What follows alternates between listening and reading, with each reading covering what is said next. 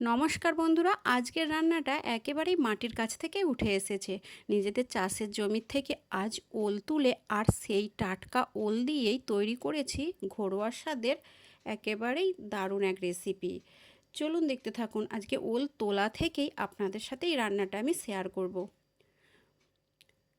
দেখুন কত বড় ওল গাছ। বাবাই প্রথমে ওল গাছটাকে কেটে দিচ্ছে, তারপর মাটির থেকে ওল তুলবে।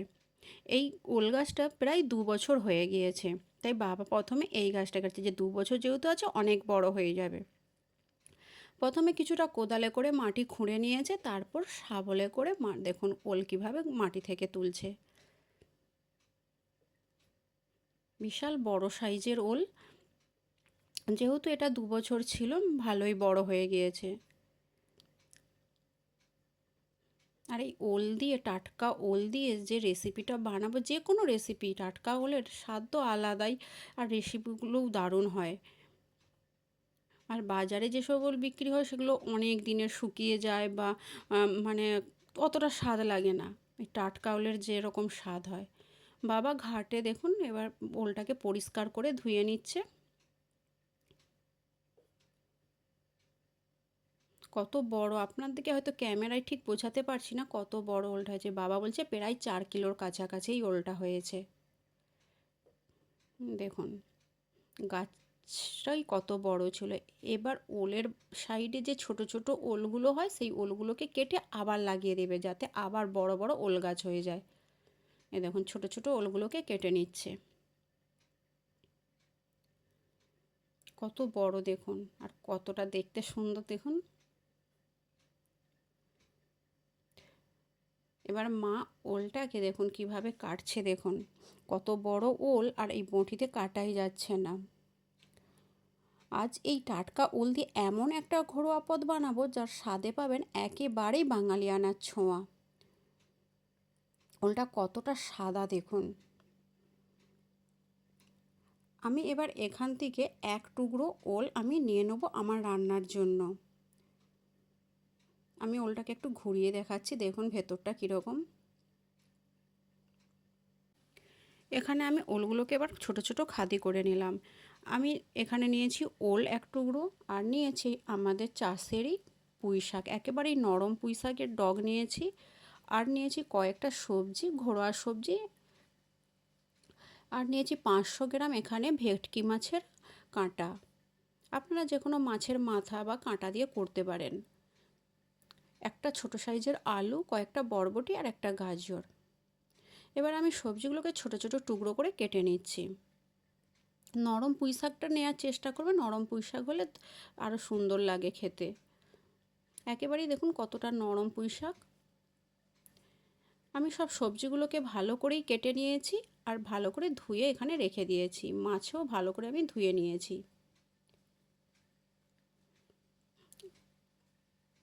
এই ভেটকি মাছের কাঁটা যে কোনো সবজিতে দিলেই তার দারুণ স্বাদ হয়। আমি মাছের নুন আর হলুদ মাখিয়ে নিচ্ছি। আপনারা সবজি দু একটা সবজি দিয়েও করতে পারেন।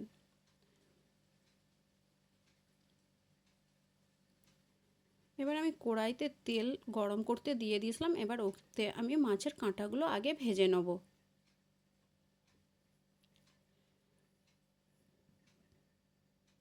ভালো করে মাছ ভেজে নেব আমি। উল্টে পাল্টে আমি ভালো করে মাছ ভেজে নিয়েছি। এবার কড়াই থেকে মাছ তুলে নিচ্ছি। পুঁই শাক, ওল, ভেটকি মাছের কাঁটা দিয়ে এই রেসিপিটা আমাদের বাড়িতে আগেও হয়েছে, দারুণ লাগে খেতে, তাই আপনাদের সাথেও শেয়ার করছি। এবার কড়াইতে যেই তেল আছে ওতেই হয়ে যাবে, ওই তেলেই দিয়ে দিলাম দুটো তেজপাতা আর দুটো শুকনো লঙ্কা, আর একটু দিলাম অল্প পরিমাণে 5 ফোড়ন। এবার আমি ওতে সব সবজিগুলোকে দিয়ে ভালো করে নেড়ে নেব।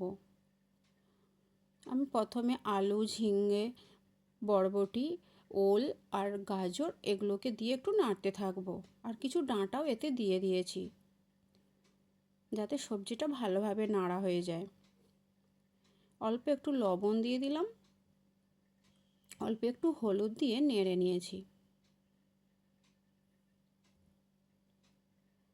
বেশ কিছুক্ষণ এইভাবে আমি নাড়তে থাকবো। দেখুন সবজি কিন্তু ভালোভাবেই নাড়া হয়ে গেছে, আর এর মধ্যে দিয়ে দেবো শাক পাতাগুলো। পুঁই শাকের আমি পাতাগুলো প্রথমে তেমন একটা দিইনি, সেগুলো রেখে দিয়েছিলাম। এবার এই পাতাগুলো দিয়ে দেবো। এতে সবজিটা আমার ভালোভাবে নাড়া হবে, আর আগে থেকে পাতা দিলে নাড়াটা কম হয়। যেহেতু সবজি আমি বেশ কিছুক্ষণ ধরেই নেড়েছি, তাই সবজিগুলো প্রায় অর্ধেকের বেশি সেদ্ধ হয়ে গেছে। এবার আমি পাতা দিয়েও নেড়ে নিলাম।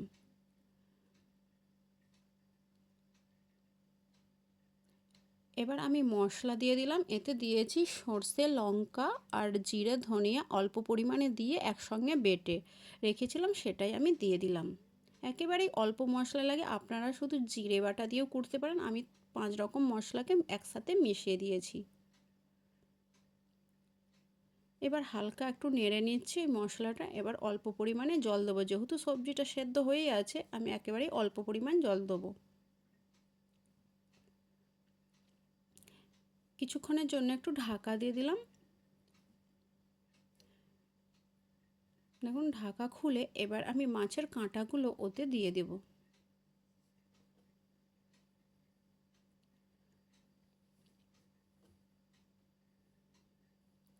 এভাবে কিন্তু আপনারা অবশ্যই একবার ট্রাই করবেন, আর দারুণ লাগে খেতে। মাটির উনুনে আর কয়েকটা উপকরণ দিয়েই এই ঘরোয়া স্বাদের এই রেসিপি দারুণ লাগে। একটু কাঁটা দিয়ে আমি একটু থেতলে নিচ্ছি, যাতে মাখো মাখো হয়ে যায় সবজির তরকারিটা। দেখুন আমার কমপ্লিট। এবার আমি ঢেলে নিচ্ছি। কতটা সুন্দর দেখতে হয়েছে, আর খেতেও হয়েছে দারুণ। আপনারা অবশ্যই ট্রাই করুন। আর ভিডিওটা ভালো লাগলে লাইক, শেয়ার, কমেন্ট করতে ভুলবেন না।